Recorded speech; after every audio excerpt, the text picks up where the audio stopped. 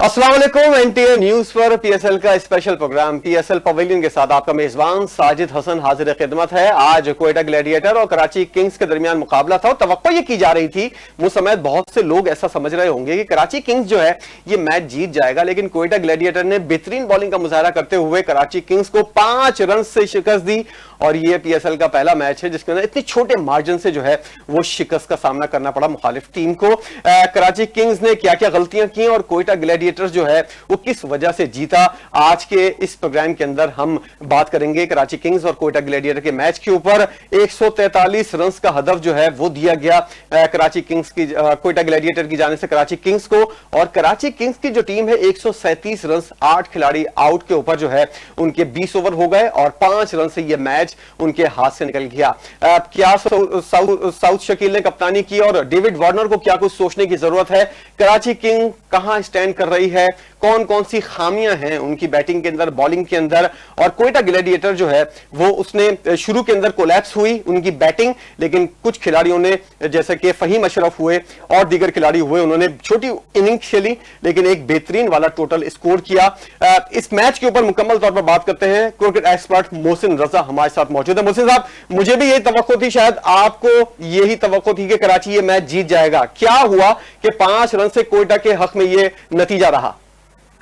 साजिद, सबसे पहले तो मैं बात करूंगा कि जिस तरह कोयटा ने बैटिंग की और 142 रन का जो टारगेट उन्होंने वो बनाया और 143 रन का टारगेट दिया, उसके अगेंस्ट में कराची की टीम जो 137 रन बना सकी। देखिए, बात ये है कि लो स्कोरिंग मैच हो रहे हैं अभी तक, जो हम अगर दीगर लीग से अपनी पाकिस्तान सुपर लीग को हम कंपेयर करें तो आप ये देखें कि हम लोग बहुत लो स्कोरिंग मैचेस पे जा रहे हैं। और ये भी आज आप देखें कि इतने इतने जो मैचेस हो चुके हैं, आई थिंक 15वां मैच है मेरे ख्याल से आज, अगर मैं गलत नहीं हूं तो ये देखें कि आप 15 मैचेस में कितने ऐसे मुकाबले हुए हैं जो नेक टू नेक हुए हैं। नेक टू नेक अभी तक ये मुझे ऐसा लगता है कि पहला ही मुकाबला है जो नेक टू नेक हुआ है। और आप ये देखें कि कोयटा की टीम ने जब 142 रन बनाए थे तो बजाहिर जब बैटिंग आई कराची किंग्स की और टिम सैफर्ड ने जिस तरह 47 रन बनाए, जेम्स विंस ने 30 रन बनाए। और आप देखें कि बॉलिंग, फिर वही मैं कहूंगा कि हसन अली ने बॉलिंग अच्छी की, कराची की जाने से मीर हमजा ने बॉलिंग अच्छी की, दो खिलाड़ियों को आउट किया, हसन अली ने 3 खिलाड़ियों को आउट किया। तो आप ओवरऑल देखेंगे दोनों की परफॉर्मेंस ऑलमोस्ट सेम ही नजर आई कि आप जिस तरह दोनों ने खेला। लेकिन कराची को ये मैच चूंकि जीतना चाहिए था और बिल्कुल करीब जाके कराची ये मैच हारी है, लेकिन मुझे ऐसा नहीं लगता कि कराची की पोजीशन पे कोई फर्क पड़ा होगा, क्योंकि अभी तक इस्लामाबाद यूनाइटेड जो है वो नंबर 1, कराची नंबर 2 है और लाहौर नंबर 3, पेशावर नंबर 4 है। तो कोयटा के चांसेस भी आगे मुश्किल है और मुल्तान सुल्तान बिल्कुल लास्ट नंबर पे चली गई है। तो ये सारी सूरत हाल है। सूरत हाल पे आप देखेंगे कराची की टीम ने तो अच्छा करना चाहिए था जो कि नहीं कर सकी। और मोहसिन भाई, जरा बताइएगा, टॉस जीतने के बाद जो कोयटा को बैटिंग की दावत दी है, ये फैसला सही लगा आपको? खुद बैटिंग करते, अच्छा टोटल बनाते और अपने बॉलर के ऊपर एतमाद नहीं था कि हम लोग जितने भी रन बनाए हमारी बॉलिंग जो है उसको डिफेंड नहीं कर पाएगी? क्या चल रहा था डेविड वार्नर के दिमाग में, ये तो किसी को नहीं पता, लेकिन क्या लगता है आपको टॉस कितनी अहमियत का हामिल है इन मैचेस के अंदर? और जो फैसला हुआ है आज टॉस का, ये सही फैसला किया था डेविड वार्नर ने? देखिए, टॉस तो आप ओवरऑल पाकिस्तान की विकेट्स उठा के देख लेंगे। पाकिस्तान की जो विकेट्स हैं वो ऑलमोस्ट समझो मतलब बैटिंग ट्रैक ही होता है। तो बैटिंग ट्रैक पे आप टॉस का इतना अमल दखल होता नहीं है, क्योंकि इस वक्त जो है जो वेदर है वो गर्मी का वेदर है, तो उसमें आपको थोड़ा सा जो स्वेटिंग होती है प्लेयर्स को, उसकी वजह से बॉलर्स को थोड़ी परेशानी हो सकती है। लेकिन जिस तरह का वेदर है, गर्मी है, गर्मी में इतनी ड्यू तो होती नहीं है, ड्यू फैक्टर होता नहीं है कि बॉल गीला हो और बैट्समैन को दूसरी इनिंग्स में जो है वो परेशानी का सामना हो। तो मैं नहीं समझता कि टॉस का इतना बड़ा अमल दखल था इस विकेट में। डेविड वार्नर ने टॉस जीत के फील्डिंग का फैसला किया। उनके दिमाग में ऐसा कुछ होगा, विकेट पे उन्होंने कुछ शुरू में देखा होगा कि थोड़ा बहुत जिस तरह हमारे यहाँ पाकिस्तान की विकेटों पे शुरू में थोड़ा बहुत जो जिसको ग्रीन कह लें, थोड़ा सा ऐसा होता है, पैचेस होते हैं कि जिसकी वजह से गेंद को थोड़ी सीम मिल जाती है। तो वो वाला फैक्टर उन्होंने देख के शायद बॉलिंग का फैसला किया। अच्छा मोहसिन भाई, सऊद शकील खुद आ जाते हैं बैटिंग करने के लिए, मिडिल ऑर्डर के खिलाड़ी हैं, सब जानते हैं ये, उनका पूरा करियर जो है वो मिडिल ऑर्डर के अंदर गुजरा है। हसन नवाज को आज नीचले नंबरों पर खिलाया गया, उन्होंने प्रूव भी किया और उन्होंने रन किए हैं 34 बॉलों पर 35 रन। आप नहीं समझते कि हसन नवाज, जिनको पाकिस्तानी टीम में जब खिलाया गया था तब वो ओपनिंग कर रहे थे और उनकी जो बैटिंग है वो एज अ ओपनर ज्यादा अच्छी है अगर उनको इस्तेमाल किया जाए। सऊद शकील खुद नीचे नंबर पर आए और खुद खेले। आप क्या समझते हैं, ये करना चाहिए? सऊद शकील को खुद नीचे आना चाहिए, हसन नवाज को ऊपर लाना चाहिए? देखिए हसन नवाज ने एक मैच में अभी तक परफॉर्म किया है, जो जिस मैच की आप बात कर रहे हैं कि हसन नवाज ने जो सेंचुरी स्कोर की है, आप देखोगे कप्तान जो है वो ऑन द फील्ड कप्तान को ज्यादा मालूम होता है कि मैंने अपने प्लेयर्स को किस तरह यूटिलाइज करना है या मैंने लीडिंग फ्रॉम द फ्रंट किस तरह जाना है। तो वो यही वजह है कि सऊद शकील, हालांकि हम एक अभी तक देखते आए हैं लोगों के दिमाग में एक ही चीज है कि सऊद शकील जो है वो थोड़ा आराम से खेलने वाले प्लेयर है, नीचे के प्लेयर है, लेकिन आप ये देखें कि इस PSL में सऊद शकील ने जिस तरह बैटिंग की है वो सबके सामने है। वो दिखे है कि उनके अंदर ऐसी सलाहियतें मौजूद हैं कि वो तेज बैटिंग भी कर सकते हैं। तो उन्होंने देखे मेक शिफ्ट किया है, हसन नवाज को नीचे लाया, हसन नवाज को नीचे लाने के बाद हसन नवाज की परफॉर्मेंस आपके सामने है, 35 रन उन्होंने बनाए। तो आप ये भी देखें ना कि अगर वो ऊपर के नंबरों पे हसन नवाज से रन नहीं हुए, क्योंकि पिछले मैचेस में हसन नवाज ने ओपन भी किया है, तो हसन नवाज से रन नहीं हुआ तो नीचे आए। नीचे कप्तान की यूटिलाइजेशन ऐसी थी कि अब उन्होंने नीचे लेके आए, नीचे के नंबरों पर उनको बैटिंग कराई, तो नीचे के नंबरों पर उन्होंने रन भी किए। अच्छा मोहसिन भाई, जिस तरह की बैटिंग कराची किंग्स की जानिब से की गई है, डेविड वार्नर पिछले मैच के अंदर उन्होंने कुछ स्कोर किया, 50 बनाई, इस मैच में फिर फेल हुए। इसके अलावा टिम सैफर्ड जब सेट हो गए थे तो वो आउट हो गए। जेम्स विंस जो है वो 30 रन बनाकर आउट हुए। और शान मसूद को खिलाने का क्या मकसद है, क्यों उन्होंने 17 बॉलें खेली और सिर्फ 9 रन बनाए? जरा डिफाइन कीजिएगा। डेविड वार्नर और शान मसूद फायदे के बजाय नुकसान पहुंचाते हुए नजर आ रहे हैं, इसके और आपका तबसरा क्या है इन दोनों खिलाड़ियों के ऊपर?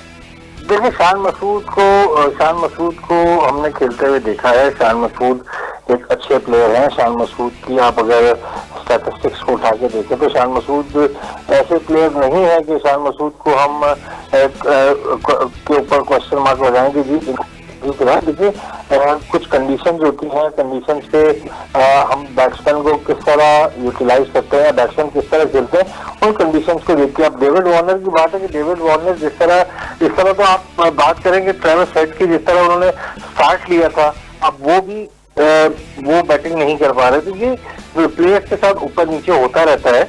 और शान मसूद ने अगर इस तरह की बैटिंग की है और डेविड वार्नर से बैटिंग नहीं हो रही है तो ये कोई बड़ी चीज नहीं है। हम ये देखेंगे कराची किंग्स को जो सबसे ज्यादा फायदा हुआ है अभी तक टूर्नामेंट में, वो टिम सैफर्ड, जेम्स विंस ने सबसे ज्यादा फायदा दिया है कराची किंग्स की टीम को। तो हम हर प्लेयर पे अपनी नजरें जमा के बैठे हुए होते हैं तो और एक्सपेक्ट करते हैं, लेकिन ऐसा नहीं होता कि हर प्लेयर जो है वो हर वक्त हर मैच में स्कोर करे।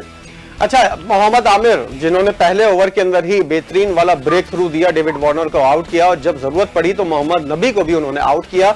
मोहम्मद नबी आगे चलकर खतरा बन सकते थे, एक कैच उनका ड्रॉप हुआ।